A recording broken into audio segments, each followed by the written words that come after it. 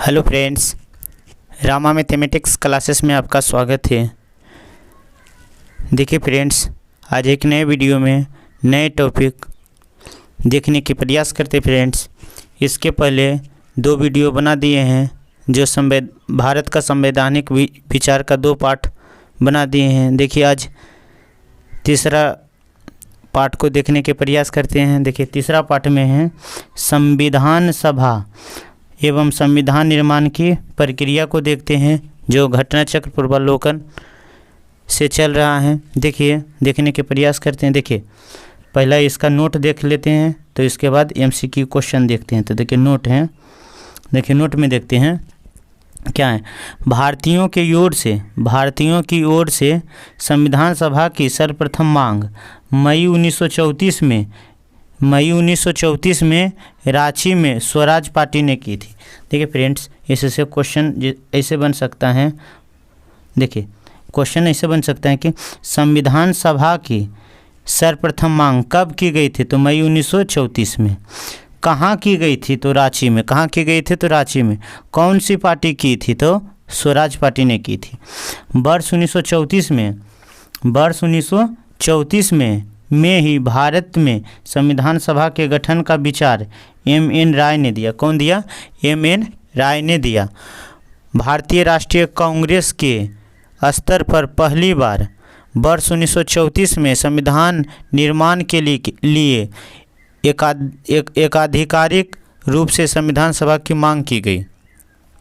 एकाधिकारिक रूप से संविधान सभा की मांग की गई। तो कब की गई? तो 1934 में। एक निर्वाचित संविधान सभा द्वारा भारत के संविधान का निर्माण करने का प्रस्ताव सर्वप्रथम 1942 में क्रिप्सन मिशन द्वारा किया गया था। तो देखिए ऐसे क्वेश्चन बनेगा। देखिए संविधान सभा द्वारा संविधान निर्माण करने का प्रस्ताव सर्वप्रथम कब हुआ था? तो 1942 में। किस मिशन द्वारा? तो क्रिप्स मिशन द्वारा। और संविधान सभा का निर्माण किसके द्वारा हुआ है? तो संविधान सभा द्वारा हुआ है। चलिए आगे देखते हैं। देखिए कैबिनेट मिशन योजना 1946 द्वारा भारतीय संविधान सभा का प्रतिनिधित्व निर्वाचन के आधार पर गठन किया गया था। कैबिनेट मिशन योजना 1946 द्वारा भारतीय संविधान सभा का प्रतिनिधित्व निर्वाचन के आधार पर किया गया था। कैबिनेट मिशन की रिपोर्ट के अनुसार संविधान सभा निर्वाचित होनी थी। कैबिनेट मिशन रिपोर्ट के अनुसार संविधान सभा निर्वाचित होनी थी और प्रांतों का प्रतिनिधित्व जनसंख्या के आधार पर होना था। प्रांतों में जो होगा जनसंख्या के आधार पर होगा। इसके तहत मोटे तौर पर प्रति 10 लाख व्यक्ति पर एक प्रतिनिधित्व के निर्वाचन व्यवस्था प्रस्तावित की गई। कहने का मतलब 10 लाख व्यक्ति में एक व्यक्ति का निर्वाचन होगा, एक व्यक्ति लीडर बन के आगे जाएगा। चलिए संविधान सभा की कुल सदस्य संख्या 389 निर्धारित की गई थी। संविधान सभा में कुल सदस्य संख्या कितना निर्धारित की? तो 389 निर्धारित की गई। इसमें से 296 सीटें ब्रिटिश भारत को तथा 93 सीटें देसी रियासत को आवंटित की जानी थी। 296 सीट किसको? तो ब्रिटिश भारत को। और 93 सीट किसको? तो देसी रियासत को आवंटित की जानी थी। चलिए आगे देखते हैं। ब्रिटिश भारत को आवंटित 296 सीटों में 292 सदस्यों का चयन 11 गवर्नरों के प्रांत और 4 का चयन मुख्य आयुक्त के प्रांत से किया जाना था। चलिए आगे देखते हैं। देसी रियासत के प्रतिनिधित्व का चयन रियासतों के प्रमुख द्वारा किया जाना था। देसी रियासत का प्रतिनिधित्व का चयन देसी रियासत के प्रमुख द्वारा किया जाना था। चलिए आगे देख लेते हैं। देखिए संविधान सभा के लिए चुनाव, संविधान सभा के लिए चुनाव जुलाई अगस्त 1946 में संपन्न हुआ। तो संविधान सभा का चुनाव कब संपन्न हुआ? तो जुलाई अगस्त 1946 में संपन्न हुआ। 296 सीट ब्रिटिश भारत को आवंटित में से कांग्रेस को कितना प्राप्त हुआ? तो कांग्रेस को 208, मुस्लिम को 73 सीट और तथा छोटे समूह व स्वतंत्र सदस्यों को 15 सीटें प्राप्त हुआ। कितना सीटें प्राप्त हुआ? तो 15 सीटें प्राप्त हुआ। 15 सीटें प्राप्त हुआ। चलिए आगे देखते हैं। देशी रियासतों ने संविधान सभा में भाग नहीं लिया। देखिए इससे क्वेश्चन बनेगा, ऑप्शन दे देगा कि निम्नलिखित में से कौन से संविधान सभा में भाग नहीं लिया। तो कौन ने नहीं लिया? तो देशी रियासत ने संविधान सभा में भाग नहीं लिया। आगे देखते हैं। संविधान सभा अप्रत्यक्ष निर्वाचन का परिणाम है। संविधान सभा का जो चुनाव हुआ था वो अप्रत्यक्ष निर्वाचन हुआ था। राज्यों की विधान सभाओं का उपयोग निर्वाचन मंडल के रूप में किया गया। यह निर्वाचन वयस्क मताधिकार पर आधारित नहीं था। संविधान सभा का जो निर्वाचन किया गया था वो वयस्क मताधिकार पर नहीं किया गया था। चलिए आगे देखते हैं। देखिए 1935 अधिनियम के अनुसार मताधिकार कर, शिक्षा, संपत्ति के आधार पर सीमित था। 20 नवंबर 1946 को वायसराय ने निर्वाचित पद्धतियों को आमंत्रित किया। कब किया? तो 20 नवंबर 1946 को वायसराय ने निर्वाचन पद्धतियों का आमंत्रित किया कि वे 9 दिसंबर को संविधान सभा की पहली बैठक में उपस्थित हो। 9 दिसंबर 1946 को सभा का पहली बैठक में कुल 207 सदस्य ने हिस्सा लिया। कितना लिया? तो 207 सदस्य ने हिस्सा लिया। 9 दिसंबर 1946 को संविधान सभा की प्रथम बैठक की अध्यक्षता अस्थायी अध्यक्ष सच्चिदानंद सिन्हा ने किया। किसने किया? तो सच्चिदानंद सिन्हा ने किया। देखिए 2 दिन बाद कहाँ किया था? तो इलाहाबाद में किया था। कहाँ किया था फ्रेंड्स? तो इलाहाबाद में किया था। चलिए आगे देखते हैं। 2 दिन बाद कहने का मतलब 11 दिसंबर 1946 को संविधान सभा में डॉक्टर राजेंद्र प्रसाद को निर्विरोध संविधान सभा का अस्थायी अध्यक्ष के रूप में निर्वाचित किया। भारतीय संविधान के निर्माण में संविधान सभा को 2 वर्ष 11 महीना 18 दिन का समय लगा। 2 वर्ष 11 माह 18 दिन का समय लगा। चलिए आगे देखते हैं। देखिए इसके लिए कुल 11 अधिवेशन, इसके लिए कुल कितना अधिवेशन हुआ था? तो कुल 11 अधिवेशन, कुल अवधि 165 दिन। 11 अधिवेशन हुआ था तो अधिवेशन में कुल अवधि कितना गया था? तो 165 दिन।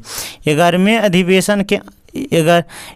अधिवेशन के अंतिम दिन 26 नवंबर 1949 को संविधान सभा को अंगीकृत किया गया। चलिए आगे देखते हैं। इन 11वें अधिवेशन के अतिरिक्त संविधान सभा को पुनः 26 जनवरी 1950 को समवेत हुई जब सदस्यों द्वारा भारत के संविधान पर हस्ताक्षर किए गए थे। भारतीय संविधान के निर्माण के समय बेनेगल नरसिंह राव को संवैधानिक सलाहकार नियुक्त किया गया। तो संविधान निर्माण के समय संवैधानिक सलाहकार कौन थे? तो BN राव थे। चलिए आगे देखते हैं। देखिए 26 नवंबर 1949 को भारत के लोगों द्वारा संविधान को अंगीकृत, अधिनियमित और आत्मर्पित किया गया। संविधान पूर्ण रूप से 26 जनवरी 1950 को लागू हुआ। 26 जनवरी 1950 को लागू हुआ। संविधान सभा में कुल महिलाओं की संख्या कितनी थी? तो 15 थी। महिलाओं की संख्या कितनी थी? तो 15 थी। चलिए आगे देखते हैं। उनके नाम इस प्रकार हैं। उनके नाम क्या हैं? इस प्रकार हैं। तो कौन कौन?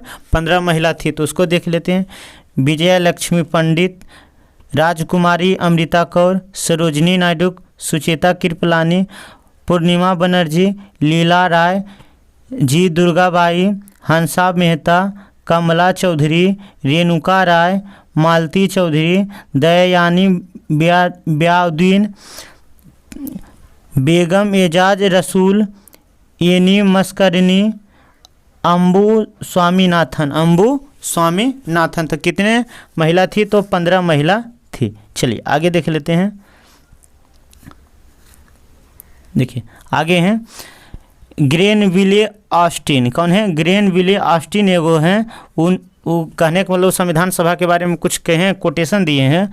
ग्रेविने ऑस्टिन ने कहा है कि संविधान सभा कांग्रेस थी। संविधान सभा क्या थी? तो कांग्रेस थी। और कांग्रेस भारत। संविधान सभा कांग्रेस थी और कांग्रेस भारत। किसने कहा था? तो ग्रेविने ऑस्टिन ने कहा था। चलिए आगे देखते हैं। 2 सितंबर 1946 को अंतिम सरकार का गठन किया गया। इसमें अंतिम सरकार का गठन किया गया। कब किया गया? तो अंतिम सरकार का गठन तो 2 दिसंबर 1946 को। इसमें से मुस्लिम लीग के सदस्य शामिल नहीं हुए, हालांकि उसके शामिल होने के लिए विकल्प खुला रखा गया था। अतः 26 अक्टूबर 1946 को जब सरकार का पुनर्गठन किया गया तब मुस्लिम लीग के 5 सदस्य को कैबिनेट में शामिल किया गया। तो मुस्लिम लीग के कितने सदस्य को कैबिनेट में शामिल किया गया? तो 5 सदस्य को कैबिनेट में शामिल किया गया। चलिए आगे देखते हैं। देखिए फ्रेंड्स, थ्योरी सेक्शन कंप्लीट हो गया। देखिए एमसीक्यू क्वेश्चन को देखते हैं। एमसीक्यू क्वेश्चन क्या कौन सा बन सकता है उसको देखने के प्रयास करते हैं। देखिए आगे के एग्जाम में अति महत्वपूर्ण हो सकता है। देखिए फर्स्ट क्वेश्चन है भारत के लिए संविधान की रचना हेतु संविधान सभा का विचार निम्नलिखित में से सर्वप्रथम किसने प्रस्तुत की? तो स्वराज पार्टी। किसने प्रस्तुत की? तो स्वराज पार्टी। कब प्रस्तुत की? तो 1934 में प्रस्तुत की। कहाँ की थी? तो रांची में की थी। कहाँ? तो रांची में की थी। और किसने की थी? तो M.N. राय ने की थी। कौन की थी? M.N. राय ने की थी। चलिए आगे देखते हैं। देखिए दूसरा क्वेश्चन देखते हैं। दूसरा है स्वतंत्रता के पूर्व के दिनों में प्रारंभ में किसने संविधान निर्मात्री सभा का विचार प्रस्तुत किया? तो किसने प्रस्तुत किया? तो M.N. राय ने किया। कौन किया? तो M.N. राय ने किया। चलिए आगे देखते हैं। 3 वाला, एक निर्वाचित संविधान सभा द्वारा भारत के संविधान का निर्माण करने का प्रस्ताव क्या था? तो संविधान का निर्माण करने का प्रस्ताव किसने दिया? तो कैबिनेट मिशन क्रिप्स मिशन ने दिया था। किसने दिया था? तो क्रिप्स मिशन ने दिया था। चलिए आज देखिए कब हुआ था? तो द्वितीय विश्व युद्ध के समय हुआ था। चलिए आगे देखते हैं। देखिए चौथा देखते हैं। कैबिनेट मिशन योजना के अंतर्गत संविधान निर्मात्री परिषद में प्रत्येक प्रांत को आवंटित सदस्य संख्या निर्धारित करने के लिए एक प्रतिनिधित्व कितनी जनसंख्या के अनुपात में होगा? तो कितना होगा? तो 10 लाख पर होगा।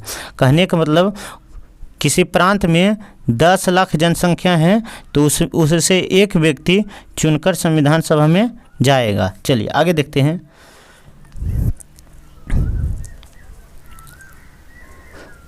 देखिए 5वां क्वेश्चन देखते हैं। देखिए 5वां क्वेश्चन देखिए, इन व्यक्तियों में से कौन कैबिनेट मिशन के सदस्य नहीं थे? तो कैबिनेट मिशन में 3 गो आया था, तो कौन नहीं था? तो देखिए पैथिक लॉरेंस था, जेम्स स्टेफोर्ड क्रिप्स था, A.B. अलेक्जेंडर भी था, तो विलियम फूड नहीं था। तो ऑप्शन नंबर ए गलत है। चलिए आगे देखते हैं। 6 वाला देखते हैं। संविधान सभा का गठन किया गया था। तो संविधान सभा का गठन किया गया था तो कैबिनेट मिशन योजना 1946 के अंतर्गत संविधान सभा का गठन किया गया था। तो कैबिनेट मिशन योजना 1946 के अंतर्गत किया गया था। चलिए आगे देखते हैं, क्वेश्चन नंबर 7 देखते हैं। 1946 में निर्मित अंतरिम सरकार में कार्यपालिका परिषद के उप सभापति थे। तो अंतरिम सरकार में कार्यपालिका परिषद के उप सभापति कौन थे? तो जवाहरलाल नेहरू थे। कौन थे? तो जवाहरलाल नेहरू थे। चलिए आगे देखते हैं, क्वेश्चन नंबर 8 देखते हैं। निम्नलिखित में से कौन अगस्त 1946 में गठित प्रथम अंतरिम राष्ट्रीय सलाहकार का सदस्य नहीं था? प्रथम आंतरिक राष्ट्रीय सलाहकार का सदस्य नहीं था। तो कौन नहीं था? तो देखिए, डॉक्टर एस राधाकृष्णन नहीं था, लेकिन कौन कौन था? तो सी राजगोपालाचारी था, डॉक्टर राजेंद्र प्रसाद था, जगजीवन राम था। चलिए आगे देखते हैं। तो देखिए क्वेश्चन नंबर 9 है। तो 9 देखिए, थोड़ा सा कोटेशन वाला है। तो देखिए, बेबेल योजना के अनुसार कार्यकारिणी परिषद में हिंदू और मुस्लिम सदस्यों की संख्या समान होती थी। हाँ, ये तो होती थी बेबेल योजना के अनुसार। आगे देखते हैं दूसरा, बेबेल योजना बेबेल का विचार था कि ऐसा व्यवस्था भारत का बंटवारा बच सकता है। नहीं, ये गलत है। तो ये गलत है। तो सिर्फ कौन होगा? ऑप्शन नंबर सी होगा। एक सही होगा, 2 गलत होगा। चलिए आगे देखते हैं। देखिए, इनका कोटेशन थोड़ा सा पढ़ लेते हैं तो अच्छा रहेगा। चलिए देख लेते हैं। अक्टूबर 1943 में लॉर्ड लिनलिथगो के स्थान पर विल्काउट बेबेल वायसराय एवं गवर्नर जनरल नियुक्त किया गया।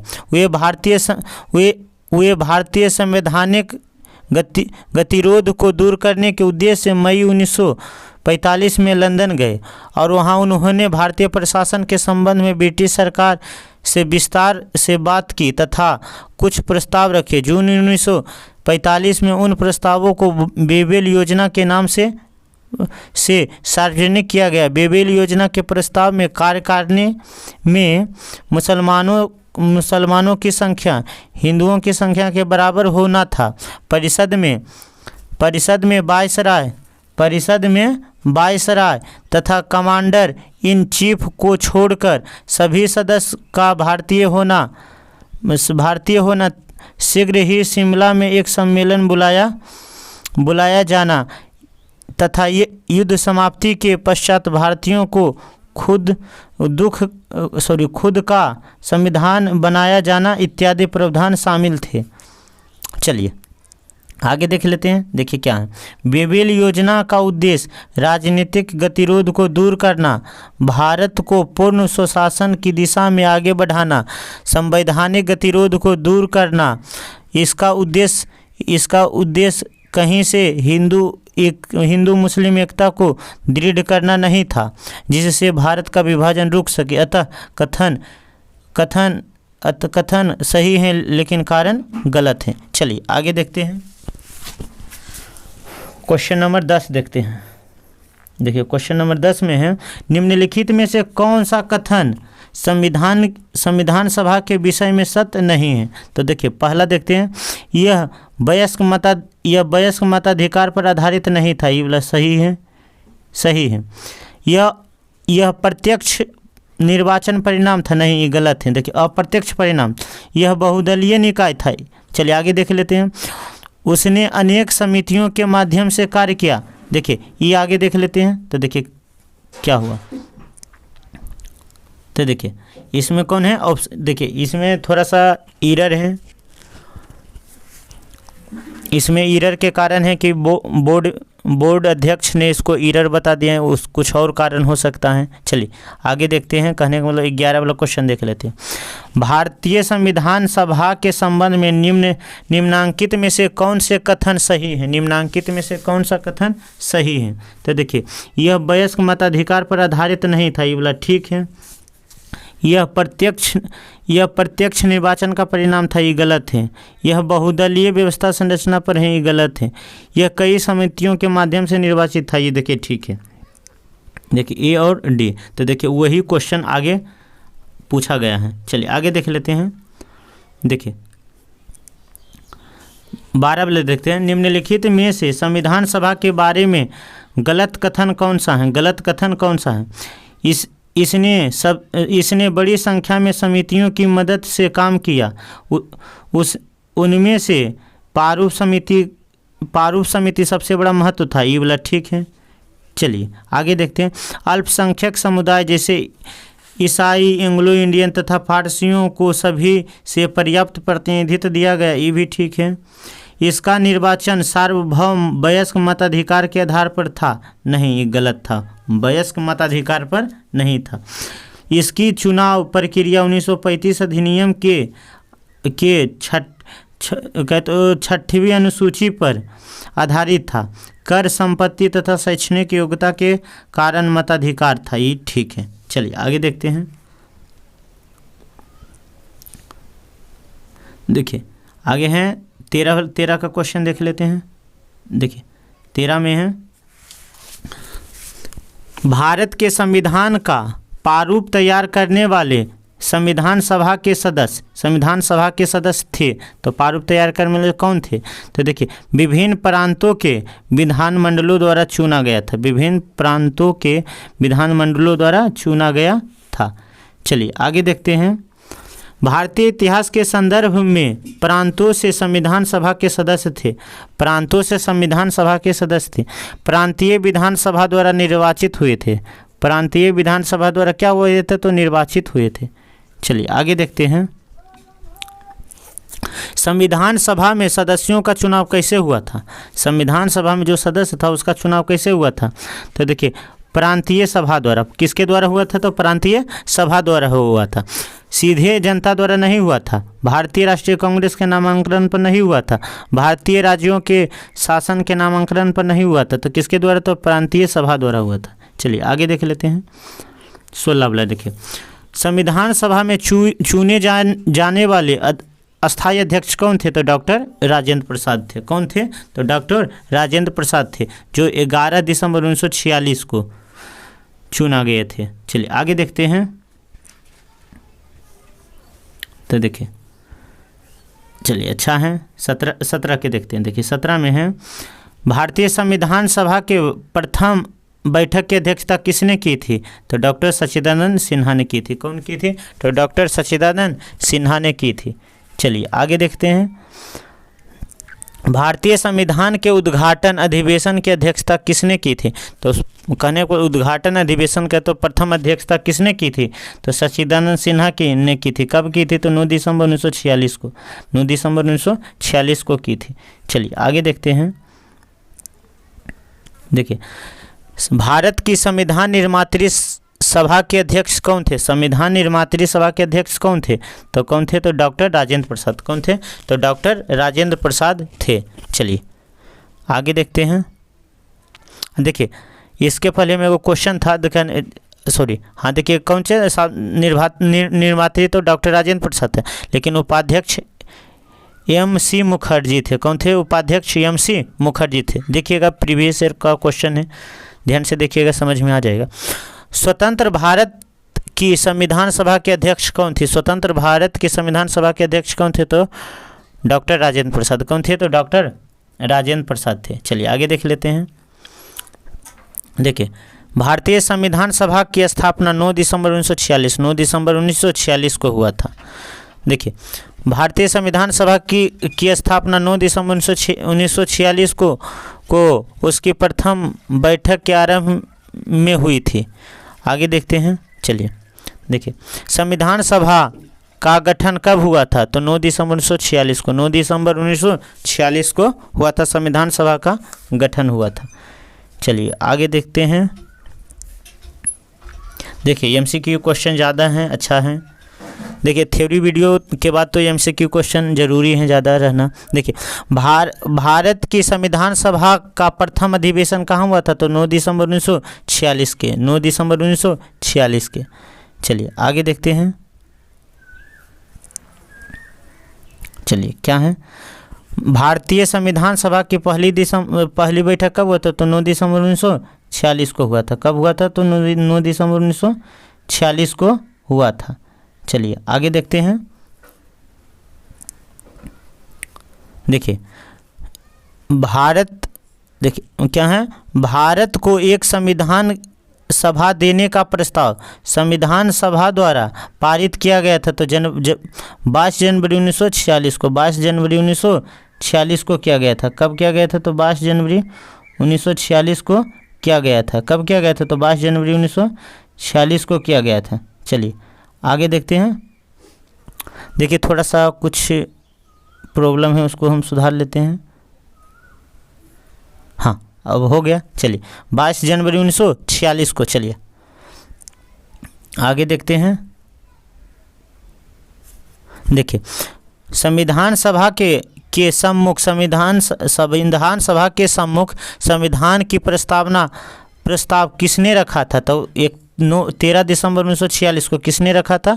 तो जवाहरलाल नेहरू ने रखा था। किसने रखा था? तो जवाहरलाल नेहरू ने रखा था। संविधान सभा के सम्मुख संविधान की प्रस्तावना का प्रस्ताव किसने रखा था? तो जवाहरलाल नेहरू ने रखा था। चलिए आगे देखते हैं।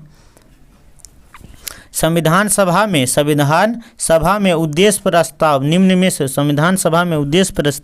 निम्न में से किस के प्रस्ताव द्वारा किया गया था? तो डॉक्टर जवाहरलाल नेहरू पंडित जवाहरलाल नेहरू द्वारा। किसके द्वारा? तो पंडित जवाहरलाल नेहरू द्वारा। चलिए आगे देखते हैं। देखिए कथन कारक वाला पढ़ लेते हैं, अच्छा है।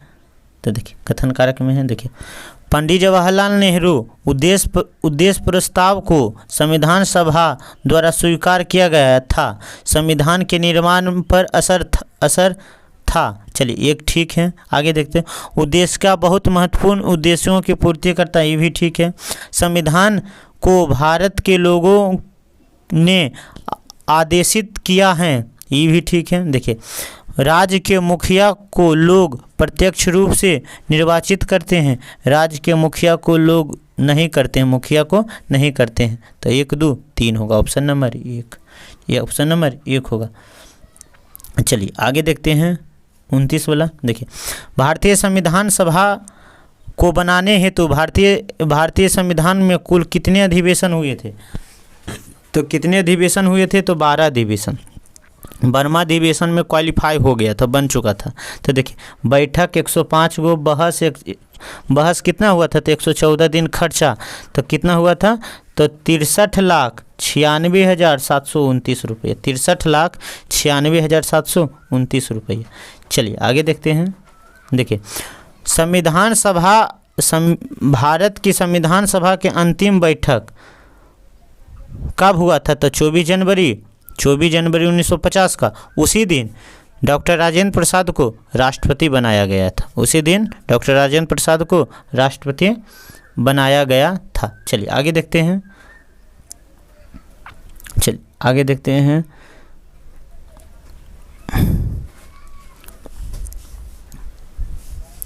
देखिए 31 वाला देखते हैं। 31 का है भारत के संविधान निर्माण में संविधान सभा का समय लगा था। तो 2 वर्ष 11 माह 18 दिन। 2 वर्ष 11 माह 18 दिन लगा था। चलिए आगे देख लेते हैं 32 वाला। देखिए संविधान सभा के पहले उपाध्यक्ष कौन थे? पहले उपाध्यक्ष तो H.C. मुखर्जी थे। कौन थे? H.C. मुखर्जी थे। प्रारूप समिति के मूलतः एकमात्र कांग्रेसी कौन थे? तो प्रारूप समिति के एकमात्र कांग्रेसी कौन थे? तो K.M. मुखी थे। राजस्थान की रियासत का प्रतिनिधित्व करने वाले संविधान सभा कौन थे? तो V.T. कृष्णाचारी थे। आगे देखते हैं संघ संविधान समिति के अध्यक्ष कौन थे? तो जवाहरलाल नेहरू थे। चलिए देखिए यहाँ पर हैं, आगे देख लेते हैं। 33 वाला देखते हैं। संविधान सभा के निर्माण के समय संवैधानिक सलाहकार कौन थे? तो B.N. राव थे। कौन थे? तो B.N. राव थे। चलिए B.N. राव थे। देखिए संविधान सभा का प्रथम प्रारूप तैयार किया था। प्रथम प्रारूप किसने तैयार किया था? संविधान सभा का प्रथम प्रारूप किसने तैयार किया था? तो B.N. राव ने किया था। चलिए आगे देख लेते हैं। संविधान सभा में संविधान के तृतीय वचन कब प्रस्तुत किया गया था? तो तृतीय वचन कब प्रस्तुत किया गया था? तो देखिए, प्रथम वचन था 4 नवंबर से 9 नवंबर 1948, 15 नवंबर से 17 नवंबर 1949, और देखिए तीसरा वचन था अंतिम 26 नवंबर 1949 तक। तो इसमें नहीं है। आगे देख लेते हैं 36 में, भारत का संविधान पूर्ण रूप से तैयार हुआ था तो 26 नवंबर 1949 को अंगीकृत किया गया था, तैयार किया गया था। चलिए आगे देखते हैं। संविधान सभा को भारतीय संविधान सभा को अंगीकृत कब किया गया था? तो 26 नवंबर 1949 को, 26 नवंबर 1949 को अंगीकृत किया गया था। चलिए आगे देखते हैं।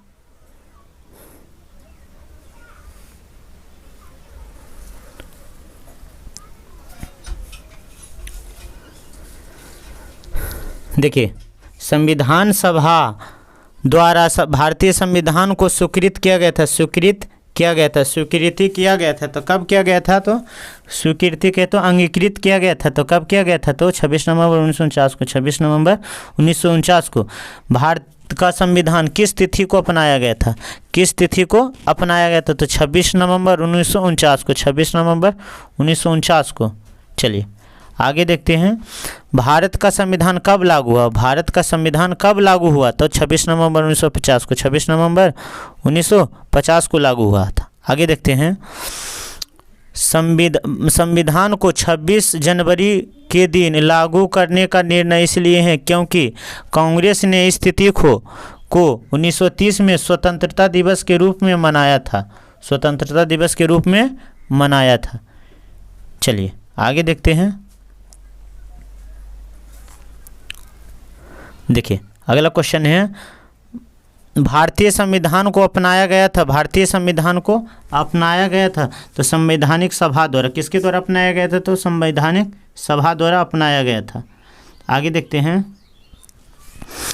भारतीय संविधान को 26 नवंबर 1949 को किसके द्वारा अधिनियमित किया गया था? तो संविधान सभा द्वारा। किसके द्वारा? तो संविधान सभा द्वारा। देखिए, भारत का संविधान अंगीकृत किया गया था तो कब किया गया था? 26 नवंबर 1949 को, 26 नवंबर 1949 को। आगे देखते हैं। भीमराव अंबेडकर को संविधान सभा में निर्वाचन कहाँ से किया गया था? तो बम्बई प्रेसिडेंसी से। कहाँ से किया गया था? तो बम्बई प्रेसिडेंसी से, बम्बई प्रेसिडेंसी से। देखिए इसको थोड़ा सा पढ़ लेते हैं। देखिए 1946 में संपन्न संविधान सभा का प्रारंभिक चुनाव में भीमराव अंबेडकर अविभाजित भारत के बंगाल प्रांत के पूर्वी भाग से निर्वाचित हुआ था। बाद में यह क्षेत्र पाकिस्तान में चले जाने के कारण डॉक्टर भीमराव अंबेडकर भारतीय गणराज्य बम्बई प्रेसिडेंसी के पूना संसदीय क्षेत्र से उपचुनाव में निर्वाचित होकर भारतीय संविधान में सम्मिलित हुआ था। चलिए आगे देखते हैं।